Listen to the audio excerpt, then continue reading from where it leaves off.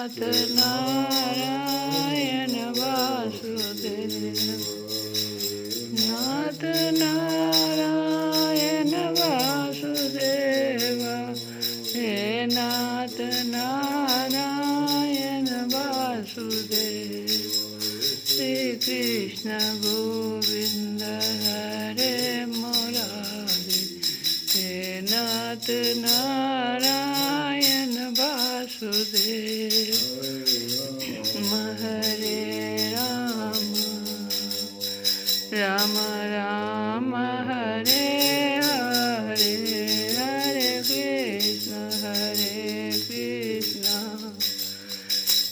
कृष्ण कृष्ण हरे हरे हरे राम राम राम हरे हरे हरे कृष्ण कृष्ण कृष्ण हरे हरे हरे राम राम राम हरे हरे हरे कृष्ण कृष्ण कृष्ण हरे हरे। जय श्री कृष्ण।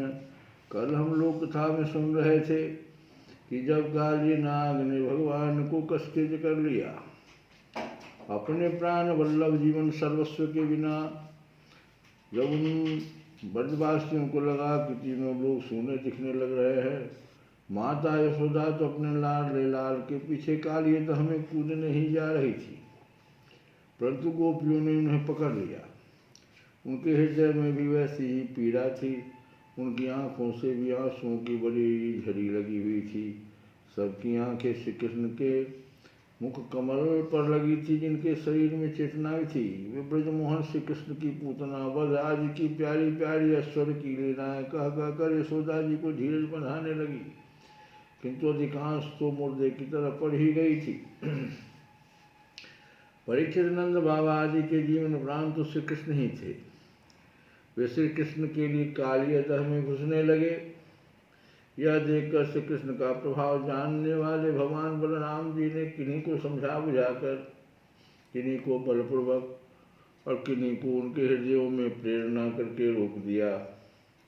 परीक्षित, यह सांप के शरीर से बंध जाना तो श्री कृष्ण की मनुष्यों जैसी एक लीला थी। जब उन्होंने देखा कि ब्रज के सभी लोग स्त्री और बच्चों के साथ मेरे लिए इस प्रकार अत्यंत दुखी हो रहे हैं और सचमुच मेरे सिवाय इनका कोई दूसरा सहारा भी नहीं है, तब वे एक मुहूर्त तक सर्प के बंधन में रहकर बाहर निकल आए। भगवान श्री कृष्ण ने उस समय अपना शरीर फुलाकर खूब मोटा कर लिया। इससे सांप का शरीर टूटने लगा। वह अपना नागपाश छोड़कर अलग खड़ा हो गया और क्रोध से आग बबूला हो अपने फन ऊंचा करके फुफकारे मारने लगा। घात मिलते ही श्री कृष्ण पर चोट करने के लिए वह उनकी ओर टकटकी लगाकर देखने लगा। उस समय उसके नथुनों से विष की फुहारें निकल रही थी। उसकी आंखें स्थिर थी और इतनी लाल लाल हो रही थी मानो भट्ठी पर तपाया हुआ खपड़ा हो। उसके मुंह से आग की लपटें निकल रही थी। उस समय काली नाग अपनी दोहरी जीभ लपलपाकर अपने ओठों के दोनों किनारों को चाट रहा था। अपनी कराल आंखों से विष की ज्वाला उगलता जा रहा था। अपने वाहन गरुड़ के समान भगवान श्री कृष्ण उसके साथ खेलते हुए पैतरा बदलने लगे और वह सांप भी उन पर चोट करने का दांव देखता हुआ पैतरा बदलने लगा। इस प्रकार पैतरा बदलते बदलते उसका बल क्षीण हो गया। तब भगवान श्री कृष्ण ने उसके बड़े बड़े सिरों को तनिक दबा दिया और उछलकर उस पर सवार हो गए। काली नाग के मस्तकों पर बहुत सी लाल लाल मणियाँ थी। उनके स्पर्श से भगवान के सुकुमार तालुओं की लालिमा और भी बढ़ गई। नृत्य गान आदि समस्त कलाओं के आदि प्रवर्तक भगवान श्री कृष्ण उसके सिरों पर कलापूर्ण नृत्य करने लगे।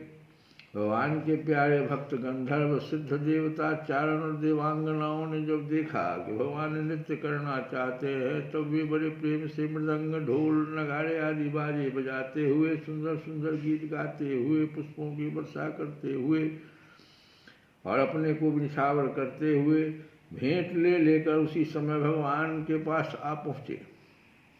परीक्षित, कालिए नाग के 101 सिर थे।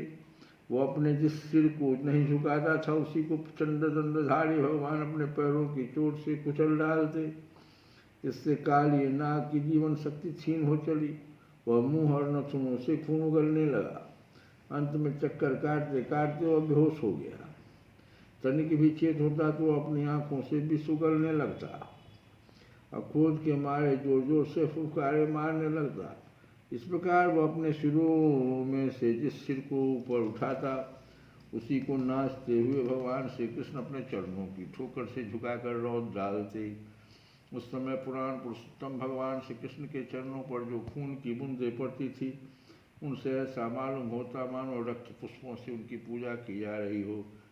परीक्षित, भगवान के सदुत तांडव नृत्य से कालिए के फन रूप छत्ते छिन्न भिन्न हो गए।